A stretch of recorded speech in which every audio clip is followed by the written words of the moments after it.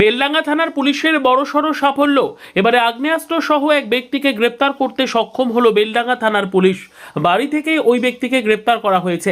জানা গিয়েছে ধৃতের নাম মোবারক শেখ, বয়স আনুমানিক 24 বছর। তার বাড়ি বেলডাঙ্গা থানার কালীতলা শেখপাড়া এলাকায়। পুলিশের তরফে জানানো হয়েছে, গোপন সূত্রে খবর পেয়ে গতকাল রাত 2টো নাগাদ বাড়ি থেকেই আগ্নেয়াস্ত্র সহ তাকে গ্রেপ্তার করা হয়।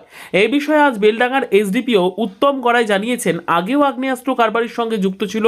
গোপন সূত্রে খবর পাওয়ার পর তার বাড়িতে তল্লাশি চালিয়ে অনিয়া সহ তাদের গ্রেপ্তার করা হয়েছে। তার কাছ থেকে আরও আগ্নেয়াস্ত্র উদ্ধার হতে পারে বলে তদন্তের জন্য 10 দিনের পুলিশ হেফাজত চেয়ে আজ বহরমপুর কোর্টে পাঠানো হবে বলে জানানো হয়েছে।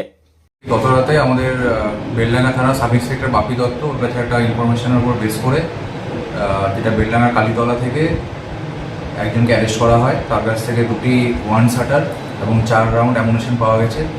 ওর নাম হচ্ছে মুসারিন শেখ, মোবারক শেখ এলাইস হোসেন। ওর বাড়ি হচ্ছে কালীতলা। আগে বেসিক্যালি রেজিনগর থানাতে কাশীপুর অঞ্চলে থাকতো, কিন্তু কিছু বছর ধরে এখানে উঠে এসে এখানে বাস করছে। এবং আমাদের কাছে আরও যে খবর আছে ওর কাছে আরও কিছু আর্মস থাকতে পারে, তাই আজকে আমরা অস্ত্র আইনে মামলা রিজু করা হয়েছে এবং ওকে রিমান্ডে নিয়ে আসা হবে।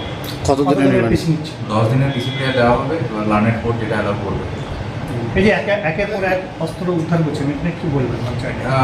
বিগত দিনেও আপনাদের চ্যানেলের মাধ্যমে আমি বলেছিলাম যে আপনারা দেখেছেন রিসেন্ট লাস্ট 2-3 মাসে আমাদের এখানে অনেক আর্মস, অ্যামুনিশন, এছাড়া এক্সপ্লোসিভ যেটা বেসিক্যালি সকেট বোম আমরা অনেকগুলো রিকভার করেছি।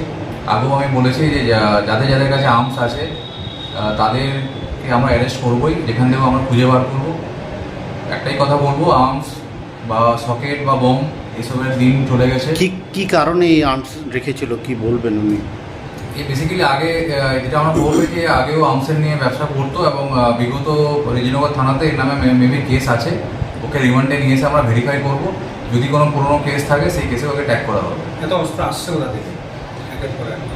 এটা অ্যাকচুয়ালি অস্ত্র, এগুলো তো আপনারা নিজেরা অস্ত্রগুলো দেখেছেন, অস্ত্রগুলো এর কাছেই ছিল, পুরনো অস্ত্র আছে, এগুলো নতুন নয়। এগুলো বেলডাঙ্গাতে তো আর্মস বা বম এগুলো নতুন কিছু নয়, এর আগেও এখানে ছিল, কিন্তু এখন রিকভারি হচ্ছে।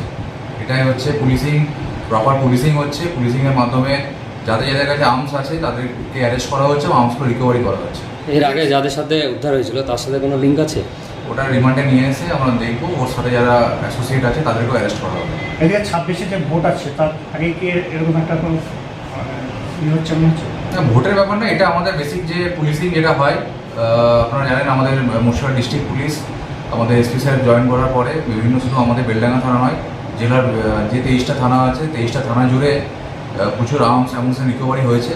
আমাদেরও সেরকম ইনস্ট্রাকশন আছে। আমরাও আমাদের ডাউন দ্য লাইন যারা থানার ফোর্স অফিসার আছে প্রত্যেকেই আমরা অ্যাক্টিভ আছি। যেখানেই যা ক্রিমিনাল অ্যাক্টিভিটি হবে বা অ্যান্টি সোশ্যাল এলিমেন্ট থাকবে তাদেরকে আমরা অ্যারেস্ট করবো এবং যথাযথ আইনত যা ব্যবস্থা নেয় সেগুলো নেওয়া হবে।